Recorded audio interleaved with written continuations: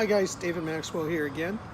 I want to give you another quick update. I am now roughly 5 weeks from my flight to Vietnam to teach English abroad. So it's been a little bit of time since my last update, and I figured I would give you a fresh one. So over the past few weeks, a lot has been done. I have finished off my medical, dental, and vision appointments.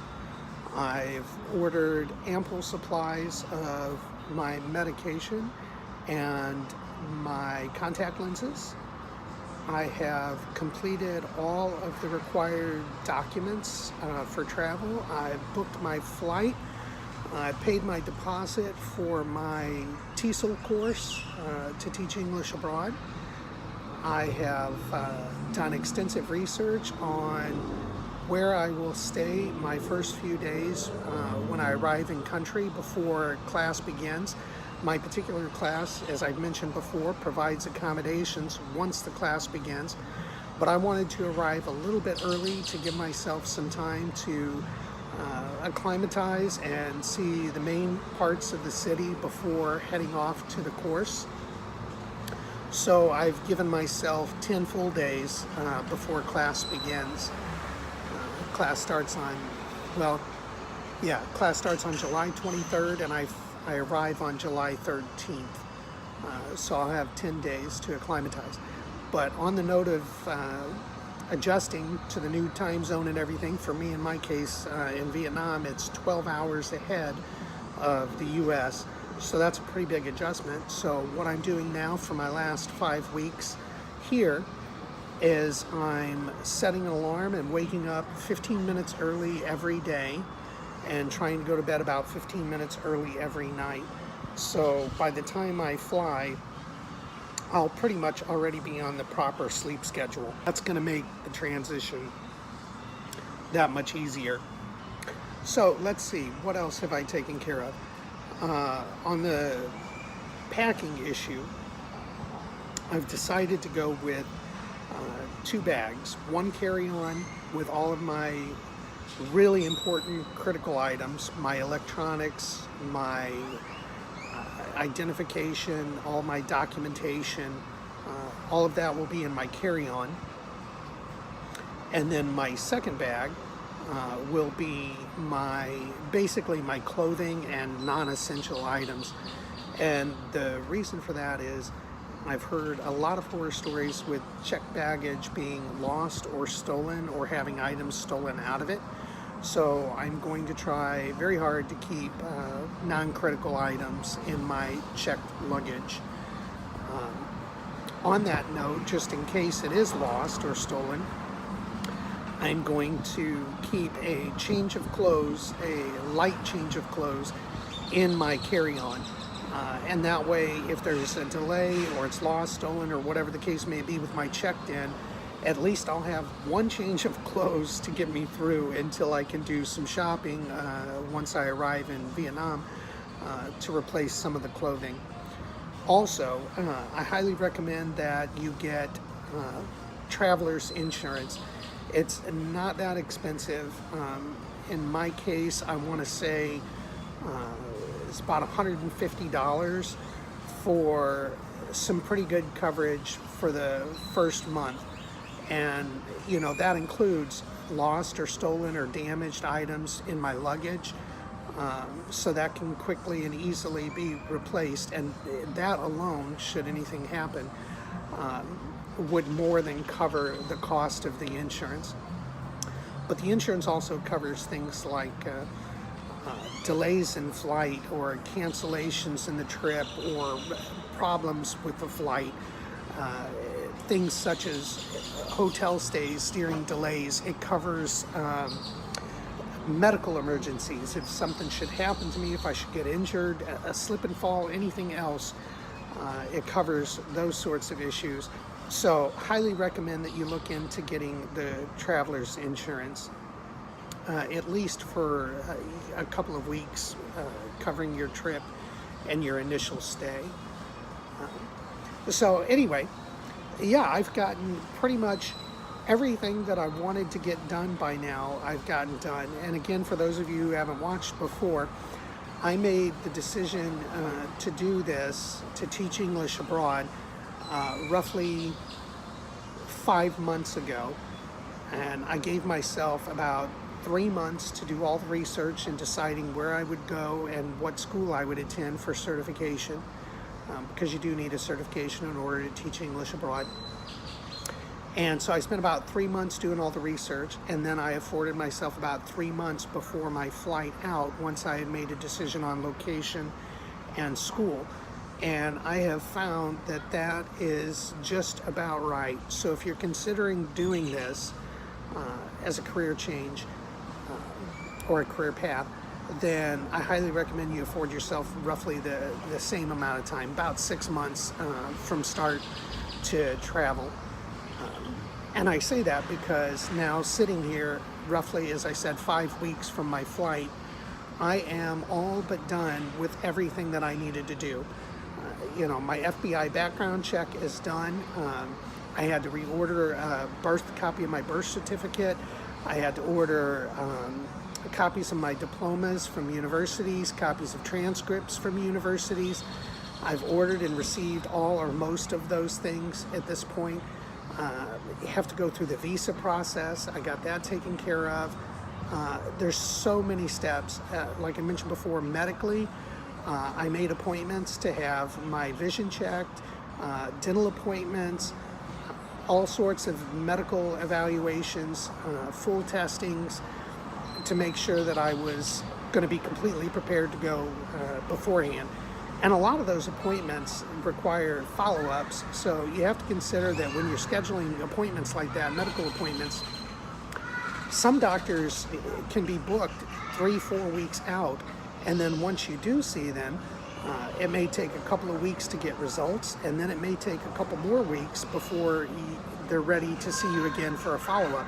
So starting in advance is definitely a good thing. It's proved to be very good for me. I'm so thankful that I made that decision because, as I've said, now I am fully ready to go. I've even had time to research what to bring with me on the trip.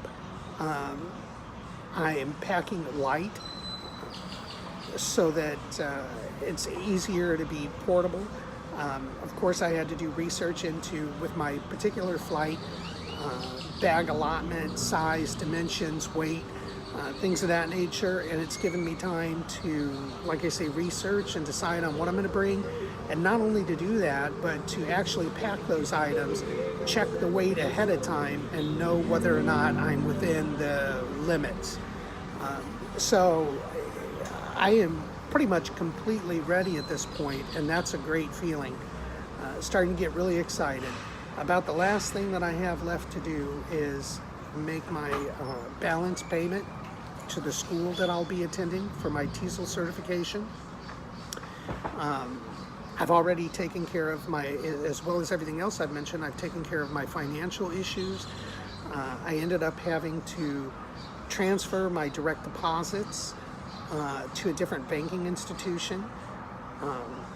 I set up automatic payments for all of my pre-existing bills so that I wouldn't have to worry about that while I'm abroad. I changed all of my accounts to paperless so that I wouldn't have to deal with the mail issue of me being abroad. I updated all of my contact information for all of the accounts that I'll need to be dealing with.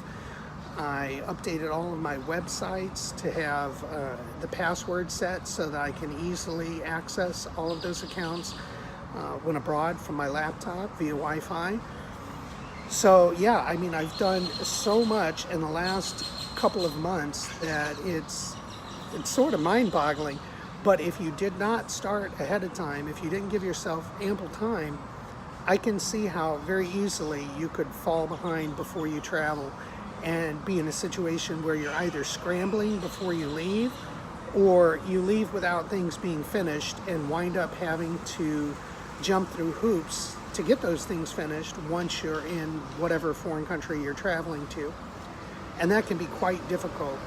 So also I'm going to mention apostolizing. I've learned that many countries like Vietnam require that your official documents be apostillized, which is, for those of you who don't know, a level higher than a notary certification. It's usually provided by a government entity like a consulate or an embassy, and it's usually a little bit more pricey, but it's accepted by countries that accept the Hague Convention of, I think, 1966 or whatever it was. But again, for example, in Vietnam, they won't accept, when you go for employment, any of the documents, any of your transcripts, diplomas, FBI background check, whatever, unless those documents have been apostillized. Now, in my case, I have not yet done that in country. That's one of the things I'm still working towards finishing over the next 5 weeks. But you can do that once you get overseas. However, if you go that route, it can be a bit cumbersome and it may be more expensive. You may have to travel to quite a ways to an embassy or a consulate, and you may have to wait in long lines. You may have to pay higher fees to get that apostillization done on your official documents. So if you have the resources and you plan ahead and you have the time, I think it's much better to get those things taken care of before you ever travel. So anyway, yeah, in a nutshell, here I am 5 weeks out. With all that remains is apostillizing my documents and making my final balance payment on my TESOL course. And that feels, as I told you before, it feels pretty darn good. Now I can focus on being excited. I'm beginning to research teaching English. There are a lot of websites out there that have, for example, free flashcards or free TESOL or TEFL certification manuals. There are a lot of sites that have free lesson plans for different age ranges of English learners, foreign English learners.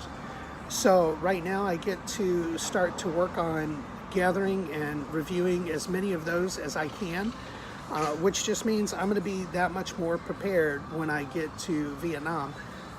I definitely want to be ahead of the curve, and I want to be prepared. So one of the other things that I plan to do here in the very near future before I leave is create my own demo course video. So after doing some studying, I'm going to print out and use some of those flashcards and lesson plans and come up with a pre-made, personalized demo class, since when you apply for a position as a teacher abroad, they very often want to see you perform a demo class, a demonstration class. So to have that already done, practiced, ready to go, again, will put me a step ahead of the crowd and give me a better shot at gaining employment. So anyway, to wrap things up with this video, again, I'm almost there. I'm excited. I can't wait to share with you the experience. I will be taking video on my flight. I'll be taking video at immigrations once I arrive, so that you can see what that process looks like and what obstacles I may or may not run into. And as I look for a hostel or a hotel once I arrive, I'll take you through that process in videos, so you get to see that as well, and show you around my accommodations so you can get a feel for it. Yeah, in a nutshell, I'm going to share with you every last thing I can possibly share with you about this entire process from beginning to end. So I hope it helps, and I hope that if you're thinking about teaching English abroad, that that something that I say is going to be something that you may have missed otherwise, because that's my ultimate goal, is to help others. And even if one of you finds something that you didn't realize at first that makes a positive difference for you, then all of these videos are worth the effort. So thanks for watching, guys. I look forward to talking to you soon, and we'll see you next time.